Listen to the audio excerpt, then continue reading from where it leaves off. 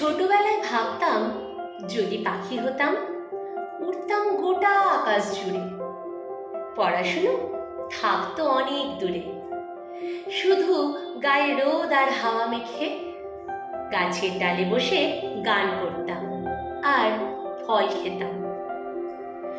ঠিক যেমন করে আমাদের বাগানে দুপুরবেলার রোদ গায়ে মেখে গাছের পাকা হলুদ পেঁপে এক মনে পরম নিশ্চিন্তে বসে খেত কোকিল পাখি। তখন মনে হতো শুধু চেয়ে চেয়ে দেখি। আর একটু বড় হয়ে মনে হলো আমার প্রিয় কাজল পরে বৃষ্টি ফোঁটা হয়ে পড়বো ঝরে, সবুজে সবুজে ভরিয়ে দেব বনানি।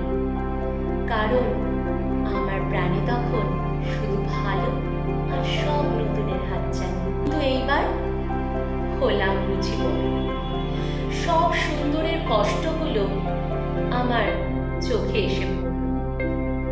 পাখিরা কি পরম যত্নে মুখে নিয়ে খড়কুটোটা যাচ্ছে উড়ে, বাঁধবে বলে বাসা। উড়তে উড়তে হয়তো একটু বিশ্রাম চাইছে ওর ডানা, কিন্তু ওর থামতে বুঝি মানা। কারণ সন্ধে হবার আগেই ওকে সারতে হবে অনেক কাজ। মনের মতো ফলগুলো ওকে কেউ দিচ্ছে না এনে, নিজেরা নিজের শাবকদের জন্য ওকে ছুটতে হচ্ছে রোজ, রাখতে হচ্ছে খবর কোন গাছের ফল খুব মিষ্টি বা কোন গাছে আছে অনেক ফল। তাহলে থাকলো পড়ে বৃষ্টি, বৃষ্টি হলে তাহলে বৃষ্টি তো শুধু প্রেমের নয় বা গরম ধোঁয়া খিচুড়ির নয়। বৃষ্টি যখন লাগাম ছাড়া তখন পথের ধারের মানুষগুলিও দিশাহারা। আর বৃষ্টি না হলে পরে খরার কারণে প্রত্যেকটা প্রাণী পাগল পাড়া।